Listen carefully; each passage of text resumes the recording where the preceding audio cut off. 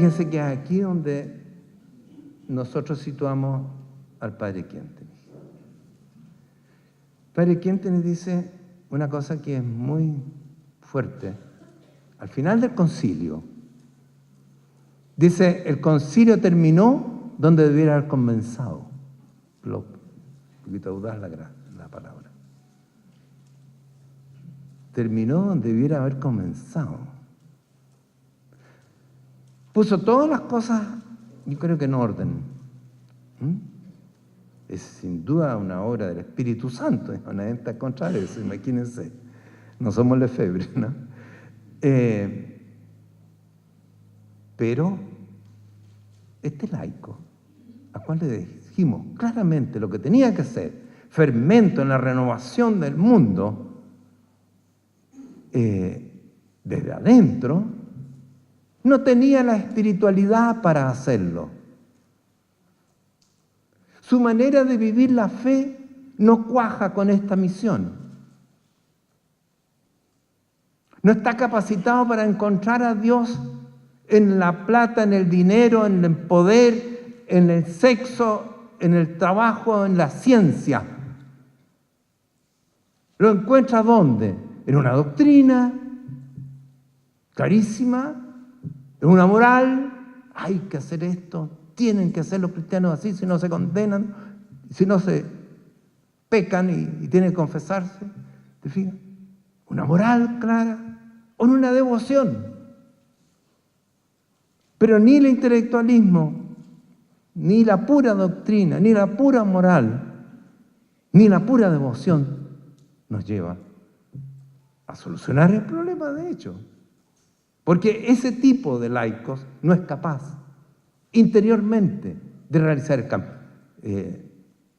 Estoy generalizando, porque me van a decir, este santo, este otro santo laico, este otro sí. Como decía el padre Quentin respecto a los santos casados, dice, sí, fueron santos a pesar de haberse casado. Así lo dice el padre. No había una espiritualidad para los laicos, ni menos para el matrimonio. Piensen hoy día, ¿dónde está la pastoral de familia declarada por Juan Pablo II como prioridad pastoral? Hace ya decenios. Ahora siguen empezando en esta parroquia, en nuestra parroquia aquí un poquito. Yo pinto un poquito de hijo a brocha gorda, pero es para darme a entender, digamos. ¿Qué dice el padre Quentin? Dice, necesitamos otra manera de concebir la fe, mirar distinto la verdad revelada, poner otros acentos, eso es lo primero. Lo segundo dice, necesitamos otra manera de vivir la fe, nueva, tan distinta como la de San Benito, la de San Francisco, la de San Ignacio. La misma, y santos todas producen, digamos. No se trata de eso, pero es otra forma, muy distinta. Necesitamos otra manera de vivir el cristianismo. Y tercero, necesitamos otra manera de transmitir la fe. Ese es su programa. Si no, el padre Quentin va a ser un santo muy cercano, muy paternal, muy mariano, etcétera, etcétera, pero no va a ser un hombre histórico. No va a haber cambiado la espiritualidad de la Iglesia. No es que el padre Quentin es por él, o sea, ni San Francisco, ni Santa Teresa, ninguno fueron por ellos, fueron porque Dios los usó como instrumento. A San Ignacio, claro, San Ignacio, pero hay 20 más en torno a San Ignacio. Y San Francisco, hay 20 más en torno a San Francisco. Entonces el padre Quentin, hay 20 más también igual. Pero son hombres que con una claridad increíble dieron un paso hacia el futuro, desde el pasado, mirando el desarrollo, hacia allá vamos. Cuando hablaba el padre Quentin decía, esto no se lo estoy diciendo a ustedes, es por 4 siglos más. Porque uno no lo entendía. La Iglesia no lo entendió. Tuvo 14 años condenado, no condenado, pero recluido por el Santo Oficio, ¿Por qué? No entendió nada. No entendió la nueva espiritualidad que traía, la nueva pedagogía. Bueno, veamos un par de cosas sobre eso. Si tienen ánimo todavía. ¿Qué significa una nueva manera de concebir la verdad, la buena nueva? ¿En qué consiste la buena nueva? ¿En que Dios es malo? ¿En que Dios no nos quiere? ¿En que Dios nos castiga? ¿En que Dios es un ausente? ¿En qué Dios creo? ¿Creo un Dios de la norma moral? Fíjense que el Papa Benedicto XVI, la primera encíclica que escribió él, Deus Caritas Est, primer párrafo dice: la iglesia no consiste, o la fe no consiste, ¿no es cierto?, en moral, no consiste en ideología, las palabras más o menos, digamos, ustedes pueden ver el texto exacto, sino que es un acontecimiento, es un encuentro con una persona. Padre Quien tiene que decir, nuestro Dios es un Dios histórico. Nuestra fe es fe en alguien que ¿qué? ¿Que está allá? No, que está aquí. ¿Y cómo lo conozco a ese Dios? Lo conozco a partir de lo que tengo aquí. No tengo que abstraerme de todo para encontrarme con Dios. Al contrario. Dice, yo encuentro a Dios, dice el Padre Quien, de todas maneras en la Biblia, de todas maneras en la Eucaristía, pero lo encuentro también en la vida, en mi vida, en lo que me pasa a mí, en lo que le está pasando al hombre hoy día. Es un Dios presente. Todo lo contrario a lo anterior. Es cierto que el mundo está contaminado, que etcétera, etcétera. Pero no está corrompido el mundo. El mundo es creación de Dios. ¿Y Dios abandona la creación? No. Está presente en todo lo que sucede. ¿Y cómo entiendo todo esto yo? Y ahí el Padre Quien le saca a flote algo muy tradicional en la iglesia, que es Dios es un Dios Padre providente. Dios providente. El Dios que me acompaña, el Dios que se preocupa de mí. Un Dios, más todavía, que me quiere, que me toma en cuenta, que quiere trabajar conmigo. No pedirme a mí que trabaje, sino que no, yo estoy en medio de lo que tú ves aquí, de esta batahola a veces que existe, digamos, que es tan difícil saber dónde estoy yo quiero trabajar contigo. Para crear y para redimir contigo. No yo, desde afuera. ¿Se fija? Es otra acentuación. Entonces, Dios está aquí, está en lo que acontece, y este Dios que ama su creación, que la ve manchada porque se separaron de Él, ¿no es cierto? Y este otro Señor que trabaja constantemente, que la revuelve, que es el demonio, me pone a mí, nos pone a nosotros, a ustedes que están ahí donde las papas queman. ¿Para qué? Para que rediman conmigo, para que creen conmigo. Entonces, nuestro Dios es distinto. No tenemos que irnos a conventos para encontrarlo. No tengo que ser célibe para encontrarlo. ¿Y dónde lo encuentro? En mi cónyuge, en primer lugar. En mi hijo, en mi compañero de trabajo. Te encuentro a ti y encuentro al demonio y encuentro otras cosas también. ¿Te fijas? Sería largo expandirse en esto. Pero es otra manera es otro horizonte teológico, dogmático, bíblico, el que trae el Padre Quien. Otro, entre comillas, es el del inicio. Porque ¿en qué creyó Abraham, Isaac, Jacob? En un Dios que le intervino en su historia personal. En ese Dios creyó. ¿Y qué transmitió? ¿Doctrina? No, escribió la historia. Me pasó esto, lo otro, hicimos así, Dios hizo esto y hizo lo otro. ¿Y en qué creían los hijos? Abraham, Isaac, en el Dios de él. Y los hijos de Isaac, en el Dios de Isaac, en el Dios de Jacob.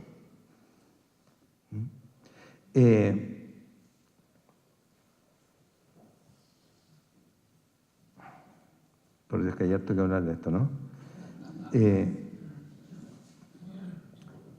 Una nueva concepción, una nueva visión de Dios, del mundo revelado, de la fe, en la cual destaca el Padre Kentenich no solamente esta visión del Padre y la providencia en Cristo, en el Espíritu Santo, etc., sino que también que la fe que Dios me da es capaz de encontrarlo aquí. En lo que me está pasando, en esta tragedia, en esta cosa gloriosa, en este problema que tengo. Ahí me encuentra Dios. ¿Cómo lo descubro? Y ahí viene lo segundo. Una nueva manera de vivir la fe, que no pone en primer lugar ni la doctrina, ni la moral, ni la devoción, sino que otra cosa. Como todos ustedes son yuntatianos, ¿no es cierto? A Sergio lo incluimos ahí.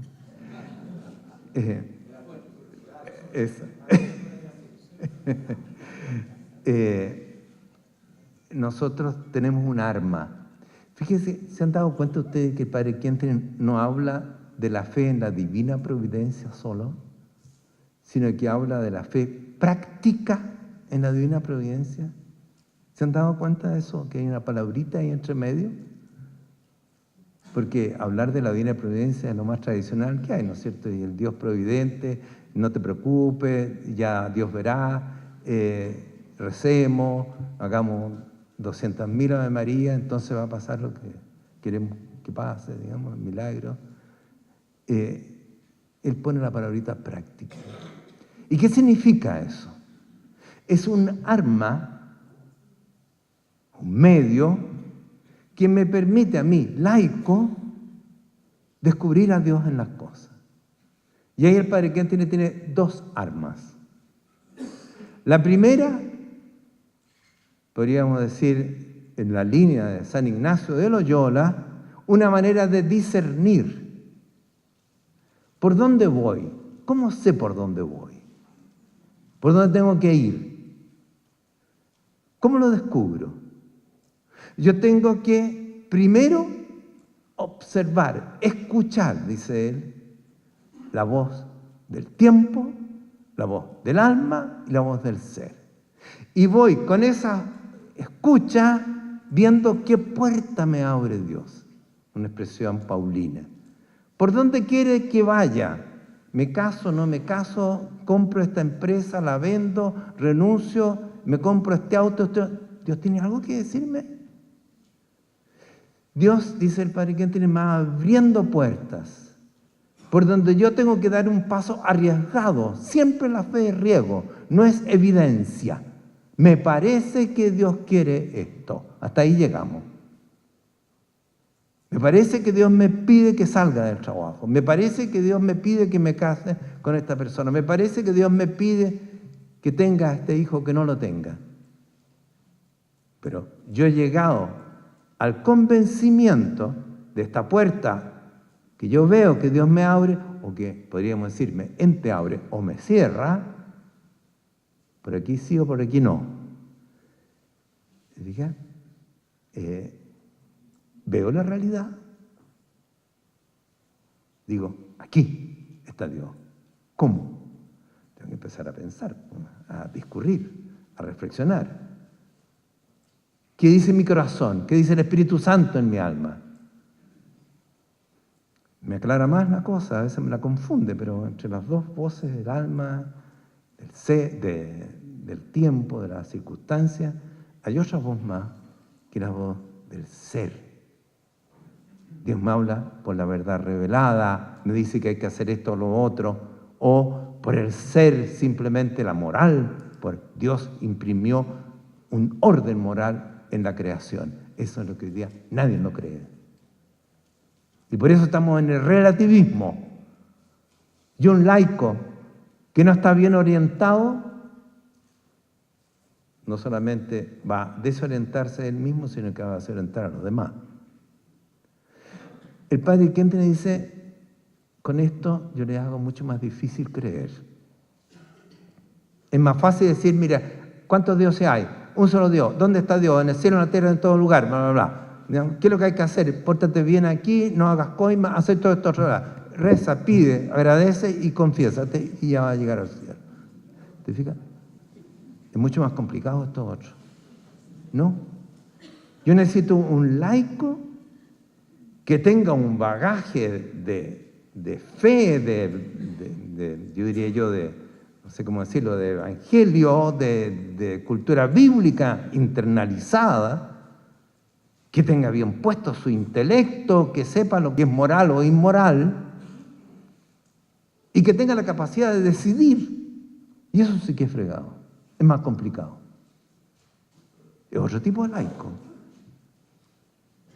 El discernimiento que la Iglesia lo tomó en esta renovación, ¿no es cierto? Se recordarán algunos de ustedes, ¿no es cierto? Ver, juzgar y actuar es el método actual. Si uno va a Aparecida a encontrarse, ver, juzgar, actuar. ¿Ver qué? Ver lo que dice el Evangelio, ver lo que dice el moral. Juzgar, ya, hay que hacer esto o lo otro. Y ahora actuemos. Es un paso ya bastante positivo.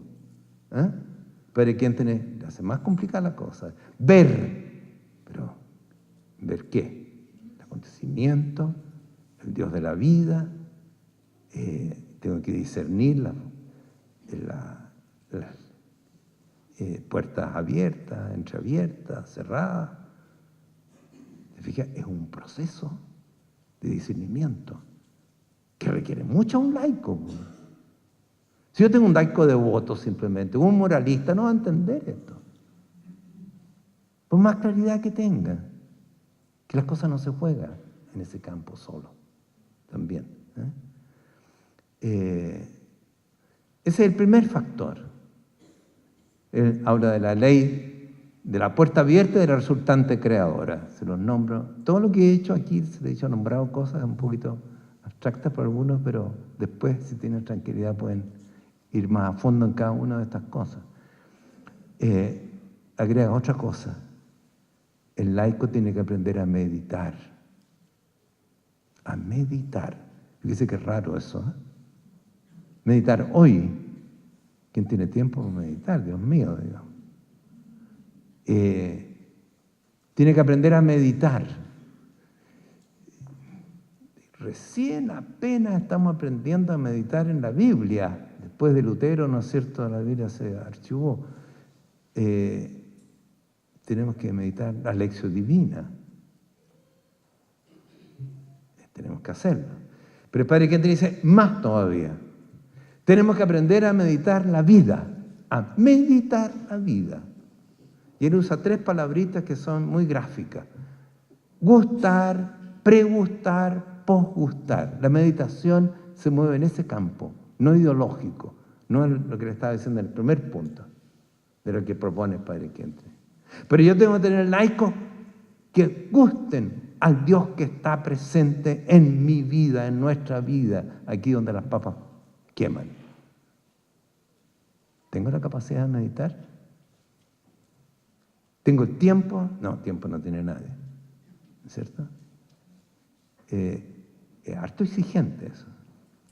Fíjense que nosotros, que nacimos en Schoenstatt, escuchando estas cosas que lo estoy diciendo yo ahora, hago una encuesta. ¿Hasta qué punto nosotros trabajamos el discernimiento, como lo explicamos? ¿Hasta qué punto nosotros meditamos la meditación de la vida?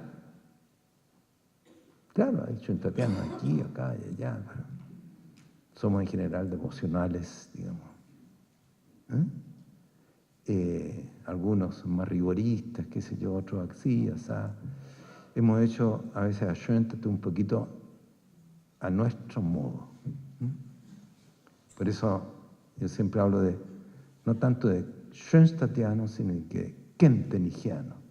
Ojalá seamos lo mismo. Y por último, para terminar y no pasarme más, si no me va a cortar la cabeza el don Chago, una nueva manera de transmitir la fe,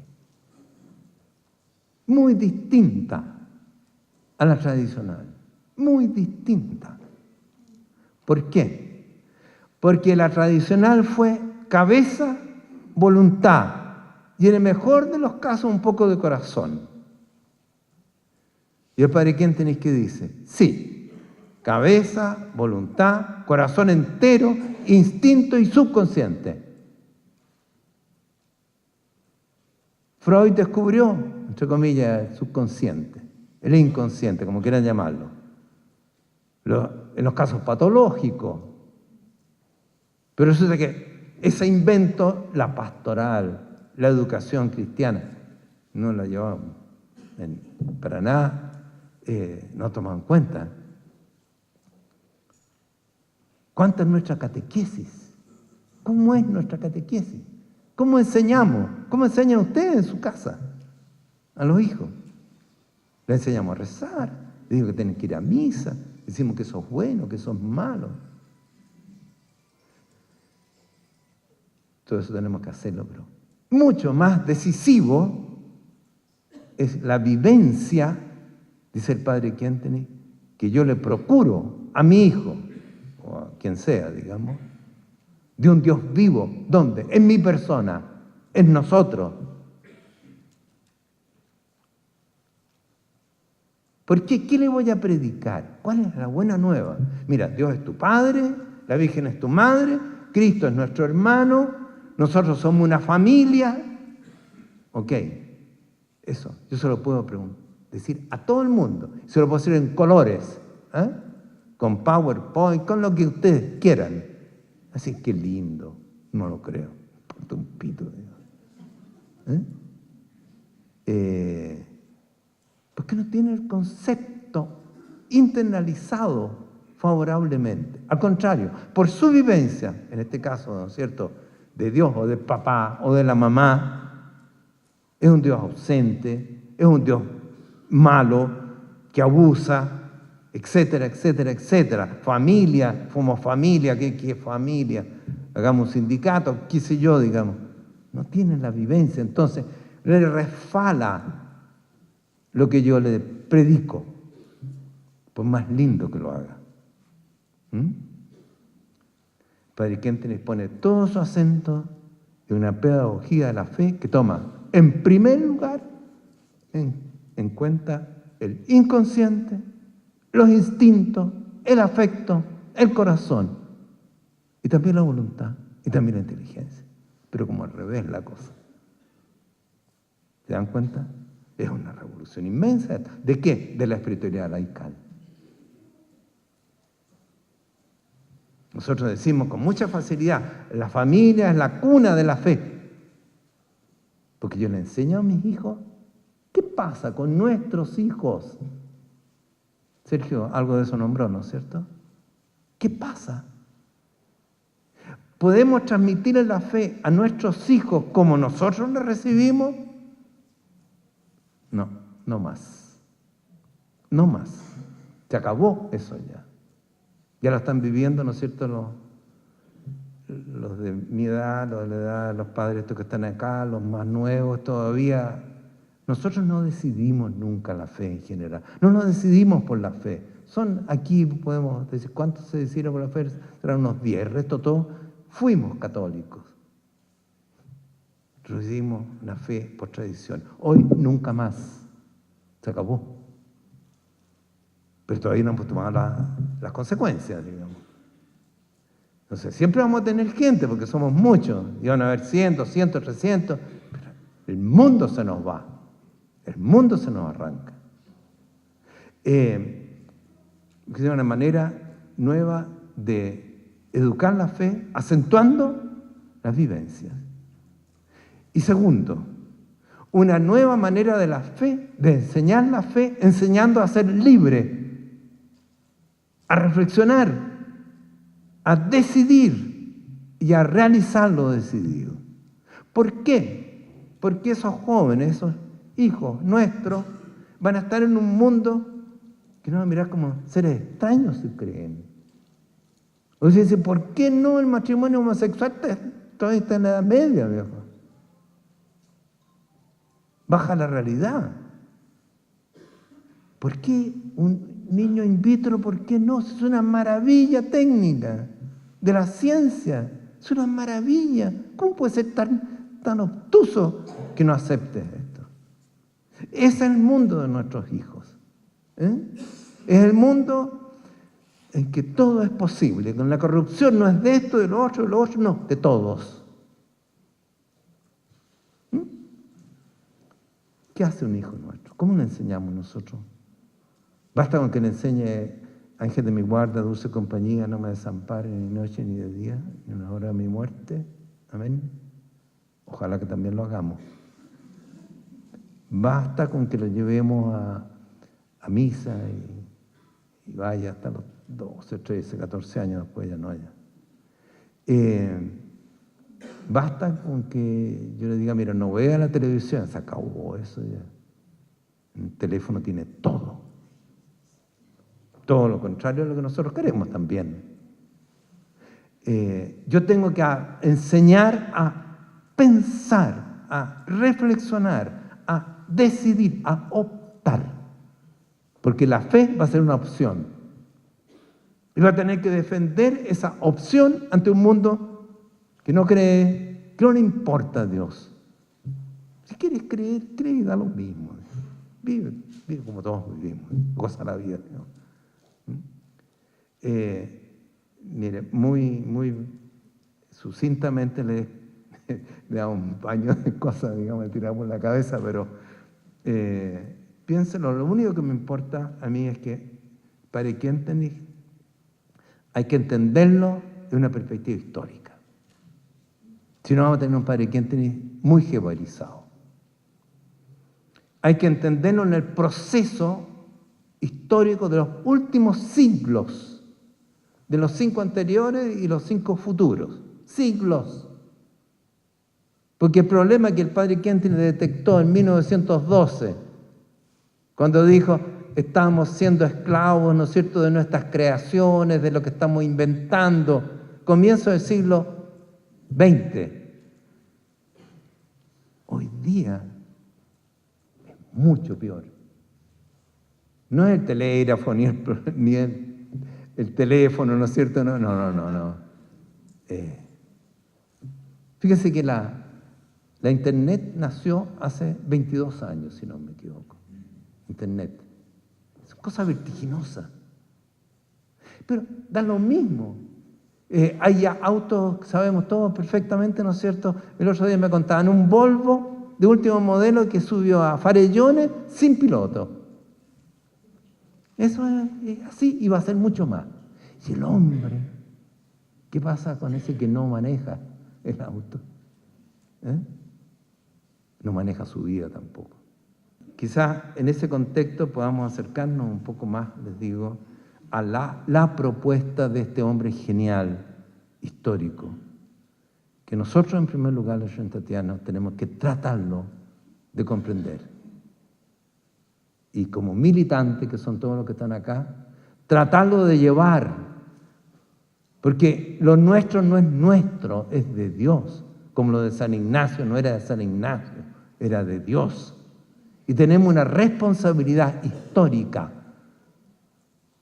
Sergio nombró delante la frase del Papa Francisco que nos interpela tanto y que la asumimos nosotros. Prefiero una iglesia accidentada, una iglesia encerrada. Prefiero un Schoenstatt accidentado en este mundo, no encerrado. Y si nosotros decimos: vamos, salgamos, Schoenstatt en salida, ¿para qué? ¿Para qué salimos? Si no lo tenemos claro, vamos a hacer muchas cosas. Gracias a Dios, ¿no? Pero lo único que nos importa es nuestra responsabilidad. Yo a un jesuita le pido que sea fiel a San Ignacio, digamos, no que sea fiel al Padre Quintenis. Pero a un schoenstattiano le digo, mira, Dios te contrató para esto, digamos. De eso eres responsable. Entonces seamos buenos obreros. Y cuando decimos en salida, sé qué quiere darle Dios a través de Schoenstatt a la iglesia, al laico de hoy, especialísimamente al laico. Bueno, eso por ahora.